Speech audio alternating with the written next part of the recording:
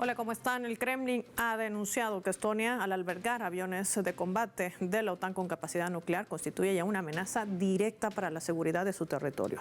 ¿Estamos frente a una carrera nuclear? Hoy vamos a analizar todos los escenarios y sobre todo entender por qué decide este país del norte de Europa dar este paso. Bienvenidos a El Mapa.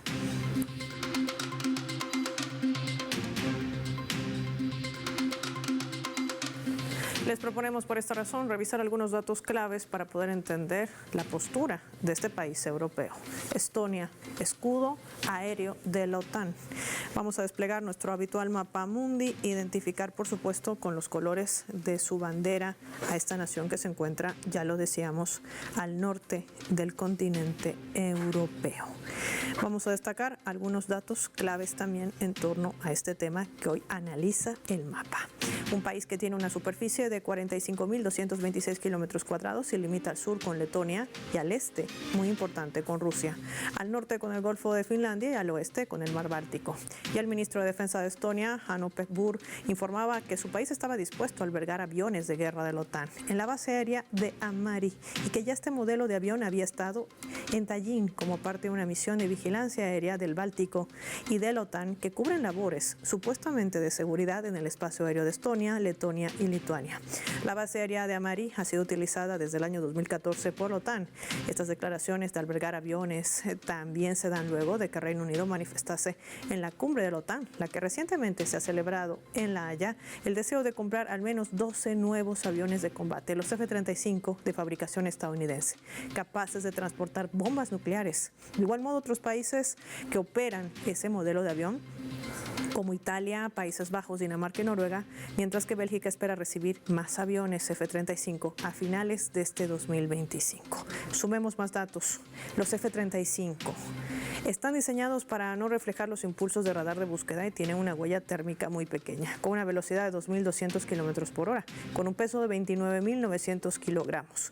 Es un caza de quinta generación con un motor Pratt y está diseñada en tres versiones. F-35A, que es la variante del despegue y aterrizaje convencional, el F-35B, diseñada para despegues cortos y aterrizajes verticales, lo que le permite operar desde pistas mucho más cortas y bases más pequeñas, mientras que el F-35C específicamente para operaciones en portaaviones, con características como un ala muy grande, reforzada además, y un sistema de apuntaje para aterrizajes. Este modelo recibió la certificación operativa para transportar la bomba termonuclear de gravedad B-6112 que cae o planea hasta su objetivo cuando es lanzada desde este avión. Vamos.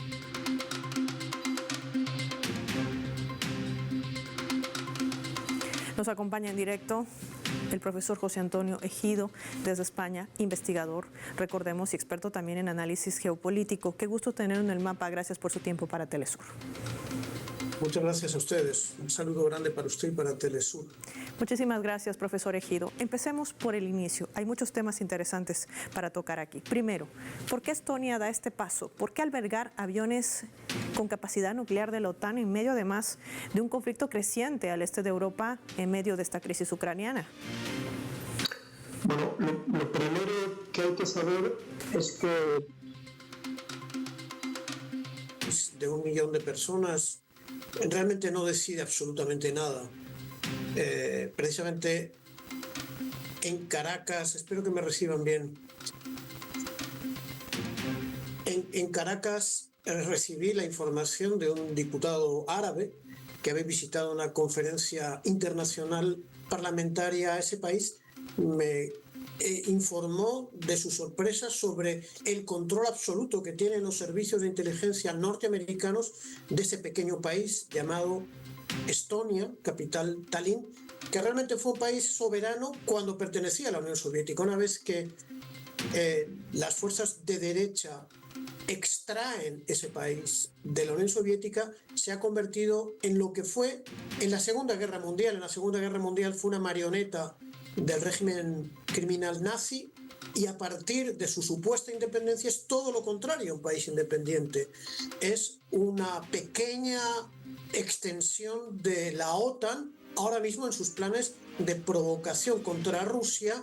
Precisamente la jefa de exteriores de la Unión Europea, la señora Kallas, es designada por los norteamericanos, por su fidelidad a los Estados Unidos, hija de un antiguo funcionario del Partido Comunista de la Unión Soviética, de la rama precisamente gorbachoviana, que traicionó el socialismo y traicionó al pueblo trabajador estonio. De manera que, vuelvo a repetir, Estonia no decide nada. Quien decide es el alto mando de la OTAN para provocar a la Federación de Rusia y evitar una solución negociada al tremendo conflicto de Ucrania.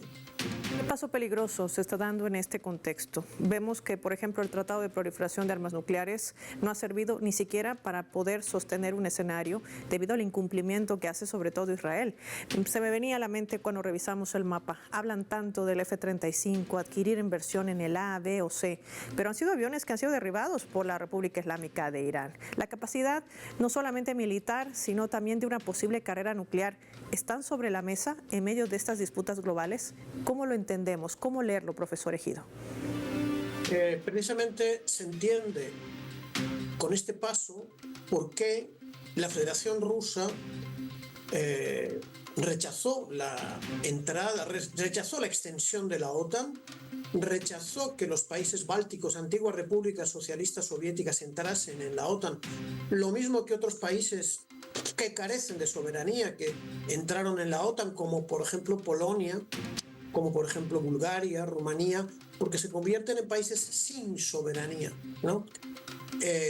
Al servicio de los intereses de los norteamericanos, del Pentágono, que a su vez impone sus determinaciones sobre unos países de la Unión Europea. Entonces, Ucrania no ha pertenecido a la OTAN, no pertenece a la OTAN, a diferencia de Estonia. Rusia no quiere que pertenezca Ucrania a la OTAN porque sería extremadamente grave que Ucrania instalase aviones con capacidad de ataque nuclear contra el corazón de Rusia. Hasta el momento no hay una guerra nuclear porque Ucrania, con el apoyo de las fuerzas de la OTAN, ha desplegado, por un lado, atentados terroristas en el corazón de Rusia y luego ha hecho penetrar su ejército, también totalmente reconfigurado por la OTAN después del golpe de Estado del Maidán y después de que este ejército no quisiese combatir en realidad contra las fuerzas del Donbass. La OTAN tomó control de ese ejército y ese ejército, sin usar armas nucleares, es una amenaza contra Rusia, ha estado combatiendo en Kursk, es una región rusa, y no se ha convertido en un conflicto nuclear porque la OTAN intervendría si uno de sus países miembros, por ejemplo, esta colonia llamada Estonia, fuese atacada por otro país, ¿no? Pero Rusia respondería con armas nucleares si es atacada con armas nucleares. De manera que estamos siempre, la OTAN juega a la provocación en el filo de la navaja, ¿no? Los escenarios claros, los puntos sobre las IES. Agradecer al profesor José Antonio Ejido por ayudarnos a entender este panorama complejo, pero al mismo tiempo peligroso, en una escalada sin precedentes, que marca aún la administración de Donald Trump en este juego que hace también entre chantaje y confrontación, que trata de generar una presión. La pregunta sobre la mesa también queda: ¿cuál será el objetivo final? Gracias, profesor Ejido. Marquemos nosotros una pausa, lo hacemos revisando nuestra escala y al regreso profundizamos más este análisis.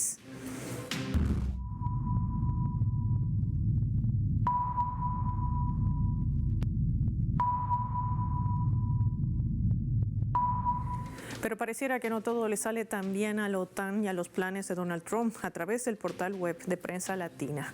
El mapa les muestra cómo está titulando este medio de comunicación, que habla que Eslovenia limita la inversión en la OTAN, bajo el argumento de que no se trata de una declaración vinculante. El jefe de gobierno ha señalado que su país solo se considera obligado a respetar los compromisos aprobados por su propio parlamento, que fijan en el 3% del umbral del gasto para el 2030.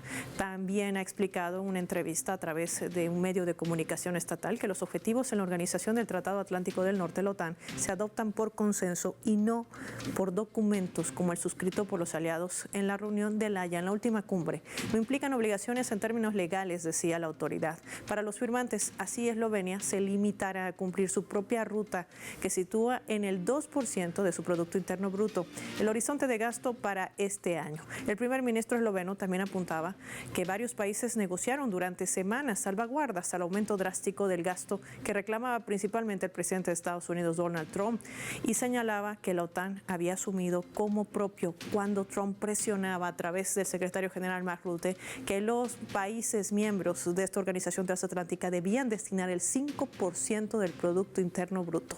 Estamos hablando de una carrera armamentística y parece que con connotaciones nucleares. Vamos a analizar todo esto al volver.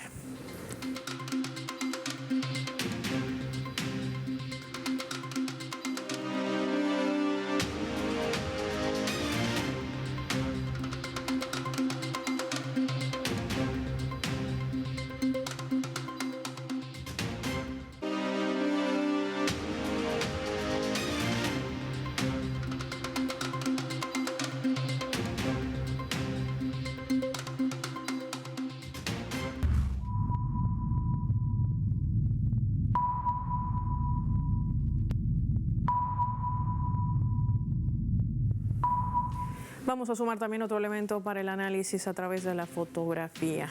Desde el Pentágono se ha decidido detener la transferencia de algunas armas prometidas a Ucrania. Ahí está el presidente de Ucrania, Volodymyr Zelensky, y también el presidente de Estados Unidos, Donald Trump. Dice el Pentágono que ha revisado su gasto militar y el apoyo estadounidense a países extranjeros. La suspensión fue confirmada por el portavoz de la Casa Blanca, Anna Kelly, a través de un comunicado oficial, en el que destaca que esta decisión se ha tomado para priorizar los intereses de Estados Unidos tras una revisión de apoyo y la asistencia militar de su nación. Habla de Estados Unidos a otros países del mundo. Las Fuerzas Armadas de los Estados Unidos sigue siendo incuestionable. Pregúntenle a Irán, decía ella de manera muy alevosa. Entre las municiones suspendidas se encuentran interceptores para los sistemas de defensa aérea Patriot, proyectiles de artillería de precisión y misiles que la Fuerza Aérea Ucraniana dispararía desde aviones F-16 que además, recordemos, no sabe pilotear. La fabricación estadounidense también ha señalado a través de su portavoz que esto ha generado reacciones directas desde el Kremlin. Así lo reseñaba el propio portavoz Dmitry Peskov, quien decía: cuantas menos armas sean entregadas a Ucrania, más se acerca el final de la operación militar especial de desmilitarización y también de desnazificación en esa región. Vamos a analizar este escenario.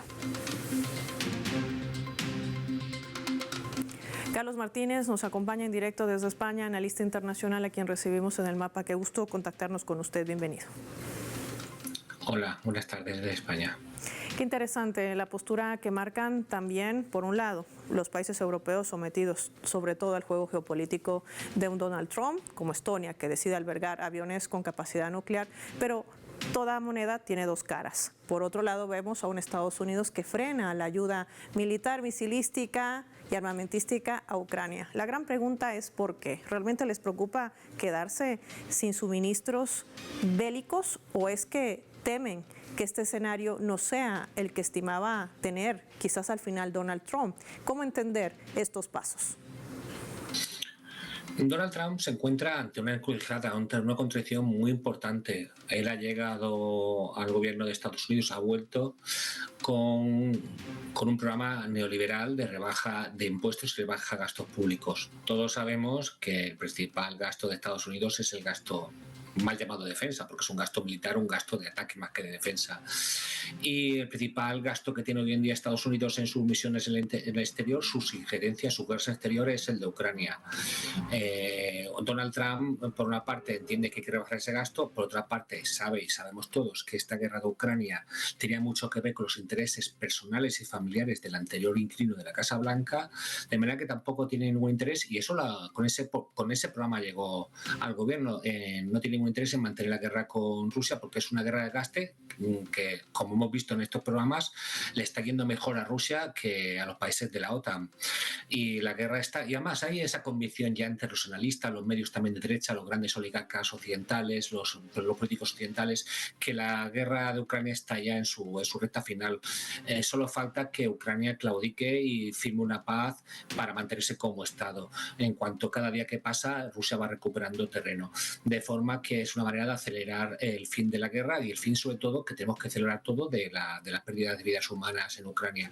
Pero sobre todo, por lo que hablabas antes con el profesor Ejido, la postura de Estonia, de Eslovaquia, pero también la de Eslovenia o España, es que realmente Europa Occidental, esta guerra la ha venido muy mal en dos aspectos. La ha venido muy mal porque la está perdiendo militarmente, pero también la está perdiendo económicamente. Europa Occidental se encuentra en un momento de recortes, excepto casos muy puntuales como España, de crecimiento cero, crecimiento negativo.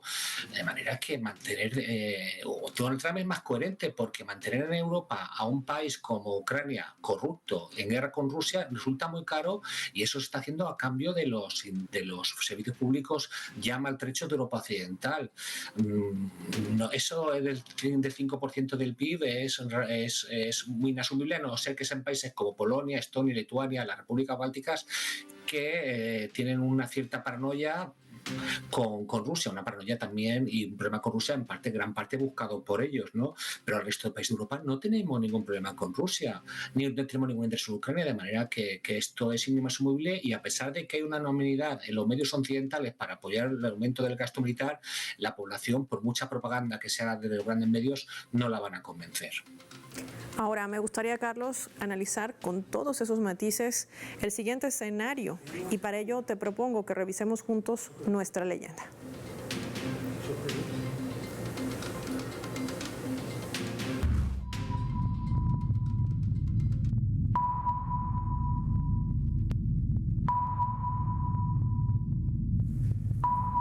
Sergei Lavrov, el ministro de Relaciones Exteriores de Rusia, sentenciaba esto al conocer, por supuesto, aquella imposición que ya nos adelantaba nuestro invitado, 5% del Producto Interno Bruto que tienen que destinar los países miembros de esta Organización Transatlántica del Norte. Y él decía, Rusia, escúchese bien, planea reducir su gasto militar y guiarse por el sentido común, en lugar de amenazas imaginarias como hacen los Estados miembros de la OTAN, refiriéndose específicamente a los países europeos y aquel que había salido con el Brexit, señalando a Reino Unido.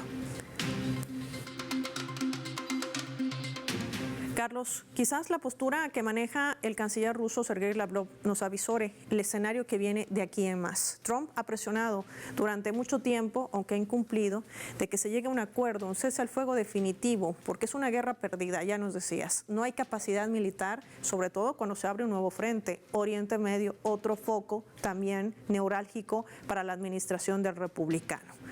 ¿Qué se viene de aquí en más con todos estos movimientos, con esta resistencia de países que, aunque han firmado el documento, dicen debemos respetar lo que diga el Parlamento? No vamos a dar el 5% del PIB, no queremos más armas para la OTAN, sobre todo para Estados Unidos.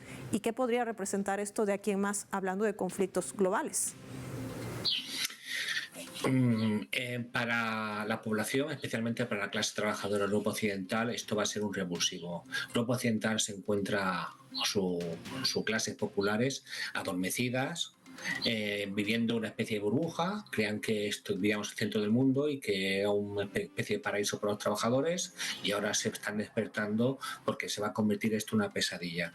Y una pesadilla que espero que revierta en protestas populares en la calle y ponga contra las cuerdas a los regímenes, especialmente el francés, que tiene ya problemas serios de estabilidad, pero también el futuro próximo gobierno de derecha y ultraderecha en España, que está al llegar, como imagino que sabrán los televidentes de Telesur. Se esperan protestas masivas si siguen esta política, porque aumentar el gasto militar en momentos de crisis económica es una locura, es inasumible. Cuando además hay muchos países, como es el caso de España o Portugal, Eslovenia, Eslovaquia, muchos países que no se ven amenazados por Rusia, porque Rusia no es ninguna amenaza. Es difícilmente comprensible. Y eso, a su vez, habiendo otro frente que le interesa más a Donald Trump, que es el de proteger a Israel frente a sus vecinos, porque es una entidad colonial puesta allí por Europa y Estados Unidos para controlar a esa zona del mundo tan importante por en términos geoestratégicos y de energía. Ese sí que es un interés real. Y ese interés real lo que se ha definido también es una quiebra de la supuesta bandera moral y ética de Estados Unidos y Europa, porque teóricamente defendían a Ucrania porque Rusia había violado la legalidad internacional. Bueno, Israel está cometiendo un genocidio. Israel ha violado la legalidad internacional desde el día 1 que se creó hasta la fecha. Todos los días ha violado la legalidad internacional. No ha firmado los tratados de no proliferación nuclear. No se somete a la inspección de la ONU sobre materiales radiactivos, etcétera, etcétera, etcétera. De manera que Europa Occidental se encuentra en quiebra militar, en quiebra económica y en quiebra moral. Y esto va a hacer ser muy difícil sostenerlo si no hay un cambio de 180 grados en las políticas europeas de Europa Occidental, porque Europa, Bielorrusia, Serbia, Rusia son también Europa. Ahora, Carlos, en medio de este contexto que no deja de ser preocupante, porque estamos hablando de vidas humanas, cuando además se sigue rearmando, abasteciendo no solamente al régimen sionista, sino también obligando a los países europeos que destinen más recursos. ¿Cuál realmente es el objetivo? ¿Será Irán? ¿Será parte de la estrategia trazada por la administración de Trump en todo este movimiento, más allá de ese resort de lujo que, recordemos, fue lanzado como un proyecto ambicioso por la propia administración de Donald Trump, obligando a más de 2 millones de gazatíes a abandonar sus hogares? Ya parece que el foco no es tanto Rusia, o al menos así lo aparenta. ¿Qué nos dirías? Tras los atentados del 11S, hay un vídeo que he pasado hoy viendo en las redes sociales de Wesley Clark, el del general de Estados Unidos, en el que afirmaba que, no lo entendía muy bien, pero que la guerra Estados Unidos, porque podían, no por ningún motivo concreto, iban a derrocar al gobierno de Irak, lo hicieron, iban a derrocar al gobierno de Afganistán, lo hicieron, pero se han tenido que echar marcha atrás, iban a derrocar al gobierno de Libia, lo hicieron, iban a derrocar al gobierno de Siria, lo hicieron, y los siguientes en caer serían Irán, Rusia, China. Lo que pasa es que aquí ya, como se diría normalmente en términos taurinos españoles, poco sádicos, pero para entendernos, han tocado hueso. Han tocado hueso porque Irán ya es una potencia económica militar muy respetable. Y nada tengo que decir de Rusia, China. Es decir, decía Carlos Marx que la violencia es la partera de este nuevo mundo que está viniendo. Europa Occidental, los países de la OTAN han sido unos países, Estados Unidos especialmente, que han dominado el mundo estos últimos años de manera dictatorial, imponiendo sus designios alrededor del globo. Y eso se está acabando. Y como hay un nuevo mundo que surge, el multipolar, el que representan los BRICS, el que representa países como Venezuela, como es en un mundo no es que resiste, sino que está avanzando, pues surgen estos conflictos bélicos. Estos conflictos bélicos no se entenderían si Estados Unidos pudiera hacer, como ha hecho hasta ahora, hacer lo que quisiera en cualquier parte del mundo. Eso se ha acabado y por eso esta ola de violencia. Lo que ocurre es que económicamente es mucho más potente los BRICS que el grupo G7, y en términos también militares, que esperemos que las cosas se resuelvan de otra vía, más democrática, más diplomática y no por la vía militar. Pero en la vía militar, Rusia y China son unas potencias que no temen a la potencia de la OTAN y de Estados Unidos, con lo cual nos encontramos este mundo tan de cambio, y lo que yo espero y lo que esperamos toda la gente de buena fe es que los que manden cedan parte de su riqueza a los que menos tienen, y eso se haga con la mínima violencia posible.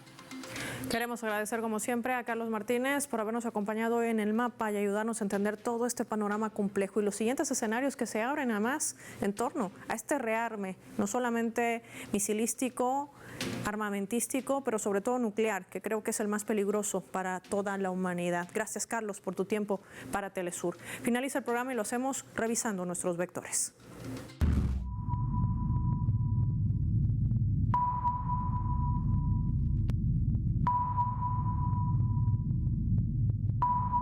Nuestro radar en el mapa hoy nos refleja las 3 claves sobre este tema. Carrera nuclear. Estados Unidos ha destruido toda posibilidad de que los países en el mundo se amparen en el derecho internacional y están viendo como única vía el abastecerse de armas nucleares. Ya ni el Tratado de No Proliferación de Armas Nucleares ha sido suficiente, porque Estados Unidos ha permitido que Israel y la propia OTAN lo incumplan. Israel ni siquiera lo ha suscrito. Trump ha destrozado toda posibilidad legal de regular este escenario y pretende responsabilizar a otros con su guerra cognitiva. 2. estrategia. Por estas razones, Estonia se presta al juego de Estados Unidos y decide albergar aviones con capacidad nuclear en su territorio, que por cierto colinda con Rusia, no solo armándose y convertirse en un blanco de guerra por la amenaza real que constituye para la propia Federación Rusa. Esta es la prueba real, viva, de ese sometimiento de varios países europeos a esa política belicista que tiene Estados Unidos. 3. Sin apoyo. Cada vez más Ucrania se queda sola. Estados Unidos decide suspender la ayuda y no enviar misiles y otros al régimen de Kiev, pese a los intentos que alberga Volodymyr Zelensky, el presidente ucraniano, que además se rehúsa a llamar elecciones, y avanzar en un acuerdo de cese al fuego definitivo con Rusia, pese a la presión que ejerce el propio presidente Donald Trump, pero que deja al descubierto que no solamente se trata de un Estados Unidos que teme por tener la capacidad o no de abastecerse milicísticamente, es que ya no quiere seguir subvencionando una guerra que está perdiendo. Soy Paola Pérez y nos vemos en una próxima edición del Mapa.